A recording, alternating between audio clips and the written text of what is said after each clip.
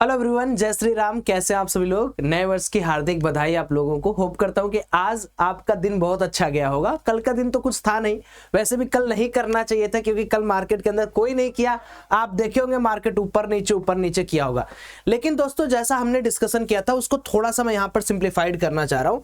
अगर आपको याद होगा तो हमने आपको बहुत क्लियर बोला था कि यार अगर आप लॉन्गर टाइम फ्रेम पे देखेंगे, अगर डे वाइज टाइम फ्रेम पे देखेंगे तो मार्केट कहीं ना कहीं एक डब्ल्यू पैटर्न का क्रिएशन करते हुए नजर आ रहा है।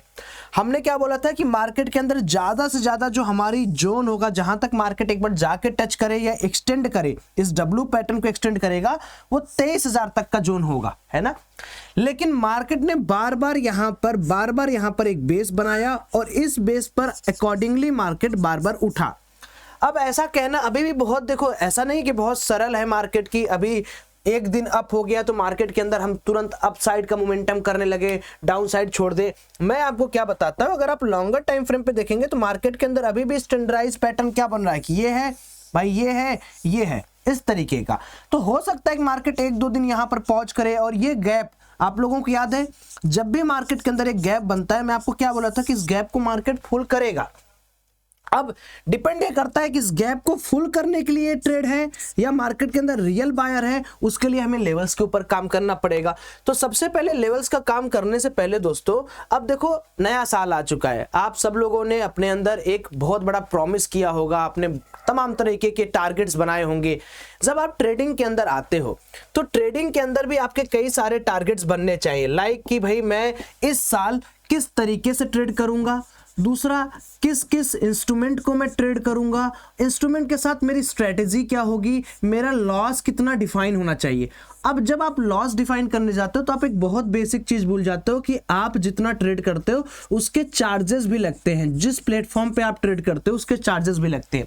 क्योंकि अभी एनएससी एंड सेबी वगैरह के बहुत सारे ऐसे आए कि वॉल्यूम बढ़ना, ये बढ़ना, तो जितने ब्रोकर्स थे जो आपके लिए अच्छा करते थे उनकी भी थोड़ी मजबूरी बढ़ी। बट स्टिल अभी भी जिस ब्रोकर्स की हम बात करने जा रहे हैं, शून्य आपको 5 रुपए पर ट्रेड के हिसाब से चार्ज काटता है।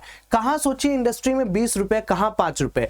तो अगर आप शून्य को नहीं जानते तो लेट मी इंट्रोड्यूस दिस शून्य। शून्य के लिए आप डायरेक्टली वेबसाइट वगैरह पर जाओ या मेरे लिंक से आप सर्च कर सकते हो, यहाँ आ जाएगा।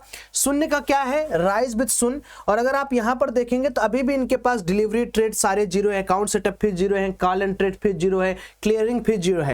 और अगर मान लो मैं ऐसा व्यक्ति हूं जो एफएनओ करता हूं, लेट्स सी मैं ऑप्शंस करता हूं, ठीक है, अभी भी 5 रुपए के हिसाब से देखते हैं। बाई प्राइस मान लो किया मैंने 150 रुपए में किसी को खरीदा और किसी ऑप्शन को मैंने 200 पे बेच दिया और क्वांटिटी एज यूजुअल मैंने 900 रखा।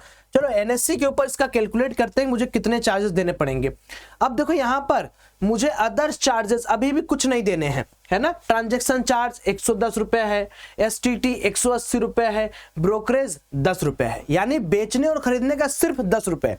अगर आप किसी और प्लेटफॉर्म पे जाते हैं तो आपको क्या देना पड़ता है, 40 रुपए।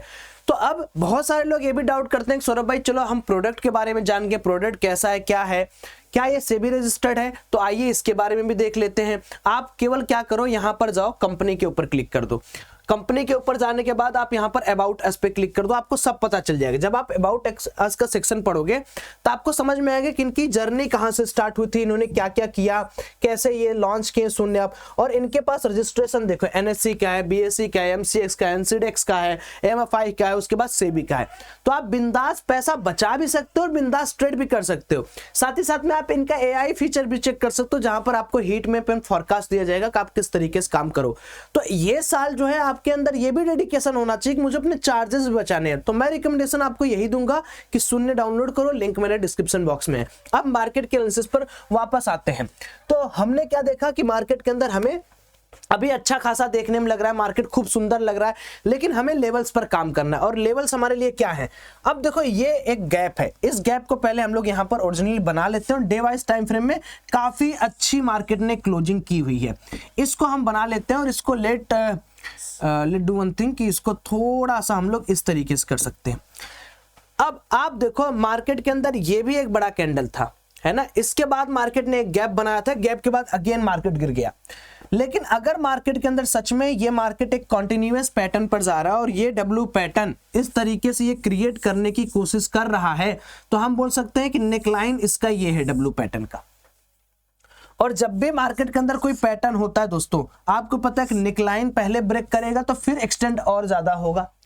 तो सबसे पहली चीज कि अगर कल के दिन मार्केट के अंदर हमें पहला क्या काम करना है, अगर मान लो कल के दिन मार्केट हमें इस जोन के ऊपर खुलते हुए दिखाई देता है जो कि हमारा है 24,220 के ऊपर, 24,220 के ऊपर जब तक मार्केट है वो इस जोन को टेस्ट करने एक बार जरूर आ सकता है। क्यों? क्योंकि अगर पैटर्न बन भी रहा है और ये नेकलाइन अपन कंसीडर भी कर रहे हैं तो मे भी मार्केट एक बार इस नेकलाइन के पास आए। नेकलाइन के पास आकर हमारी स्ट्रेटजी अलग रहेगी, हम उस दिन देखेंगे समझेंगे मार्केट के अंदर क्या काम है। लेकिन याद रखिए कि मार्केट अगर 24,220 से लेके 24,250 तक रहा तो यहां पर एक बाइंग साइड की अपॉर्चुनिटी बनेगी। कोई भी काम आप अपने तरीके से करिएगा, मैं कोई सेबी रिसर्च एनालिस्ट नहीं हूं, सिर्फ यहां एजुकेशनल पर्पज के लिए मैं अपनी एनालिसिस आपको बता रहा हूं, कॉपी पेस्ट करने की आपको कोई जरूरत नहीं है। लेकिन मान लो कि मार्केट में एक गैप डाउन ओपनिंग हो जाती है। सो गैप डाउन ओपनिंग के अंदर सिस्टम क्या है कि माइट भी इस तरीके से मार्केट जाए, गैप अप या गैप डाउन में मार्केट 2 दिन होल्ड करे, तीसरे दिन गिर बना एंड देन एक बहुत बड़ा ड्रॉप आपको दिखा दे। एफआईआईज अभी भी देखिए सेलिंग मोड पर है, तो हमें यह देखना है कि अगर मार्केट 24,000 के नीचे अगेन चला जाता है तो फिर मार्केट के अंदर आपको स्विंग बनते हुए दिखेंगे एंड स्विंग पर सेलिंग होते हुए दिखेगी। तो इस चीज का थोड़ा सा खास ख्याल रखिएगा कि अभी मार्केट के अंदर ना बहुत एनर्जेटिक होके काम नहीं करना है। एक बार हम लोग थोड़ा सा आरएसआई की वैल्यू भी यहां पर चेक कर लेंगे कि आरएसआई हमें सच में पावरफुल लग रहा है या नहीं। तो let discuss the RSI. RSI भी देखिए भी बहुत अच्छा है, यानी अभी भी मार्केट के अंदर ट्रेंड है कि मार्केट यहां से ऊपर निकलने की पूरी कोशिश कर सकता है। तो ये ग्रेट न्यूज है। पहले क्या की न्यूज है पॉजिटिव कि ये जो कैंडल है दोस्तों डिवाइस ये काफी बुलिश कैंडल है। दूसरा कि मार्केट ने एक पैटर्न के हिसाब से मार्केट अपने आप को अप किया है, हालांकि इतना रूम स्पेस और अगर ये लेके जाता तो और मजा आता और बढ़िया पैटर्न लगता। और तीसरी चीज नेकलाइन के आसपास मार्केट एक बार ब्रेकआउट के लिए आ सकता है या टच करने आ सकता है। उसके बाद आरएसआई का भी एक अच्छा खासा फैक्टर हमारे पास यहाँ पर अवेलेबल है। तो ओवरऑल मार्केट का पूरा टेरिटरी अभी बुलिश है ना। लेकिन कितना देर तक मार्केट ऐसा बुलिश जोन पर रिएक्ट कर सकता है वो हमें कल के लिए देखना पड़ेगा। सेम अगर आप देखेंगे सेंसेक्स के अंदर भी अपना यही काम है, सेंसेक्स के अंदर भी कुछ नया काम हमें नहीं करना है अभी के लिए, सेंसेक्स के अंदर भी यही काम हम करेंगे। बैंक निफ्टी की भी अगर एनालिसिस करें दोस्तों, बैंक निफ्टी ने भी देखो वही काम किया है। बैंक निफ्टी के अंदर एक चीज और मजेदार है, अगर आप देख सकते हो जैसे निफ्टी के अंदर गैप था ना, बैंक निफ्टी के अंदर भी गैप है। तो बैंक निफ्टी भी माइट ऐसे करे कंसोलिडेट हुआ और कल के दिन मार्केट ब्रेकआउट भी कर सकता है बैंक निफ्टी भी। तो बैंक निफ्टी के अंदर भी एक अच्छा बुलिश सेटअप है। लेकिन अगर बैंक निफ्टी भी इसी जोन से आके फिर से रिजेक्शन ले लिया तो फिर से मार्केट एक सेलिंग जोन के अंदर वापस जा सकता है। तो इस बात का भी हमें ध्यान रखना है कि मार्केट अगेन सेलिंग जोन के लिए ना जाए। साथ ही साथ में अगर इस पूरे के पूरे हफ्ते हम लोग कुछ इंपैक्टफुल देखें कि कुछ है या नहीं, तो देखिए जनवरी 2 तो खत्म, आज का दिन गया। जनवरी 30 को आईएसएम मैन्युफैक्चरिंग डेटा आने वाला है, ये थोड़ा इंपॉर्टेंट डेटा, इस पर ध्यान रखना है। उसके बाद सीधे मंडे के दिन है। तो ये हफ्ता काफी ज्यादा डेटा भी नहीं है, कूल है, सारा मौसम बढ़िया है, मार्केट के अंदर काम करने योग्य है, करो काम, लेकिन थोड़ा बच बचा के। और जैसा मैंने बोला कि आप कोई भी काम करो, बस ये देखो कि मार्केट का जो मोमेंटम है वो आपके साथ होना चाहिए। और मोमेंटम क्या है मार्केट का भी, कि अगर मार्केट इस डायरेक्शन में जा रहा है तो हमें बस ये देखना है कि इस जोन पर मार्केट जाके टिक जाता है तो बुलिश, नहीं टिकता है तो बेयरिश। आरएसआई भी ठीक ठाक है।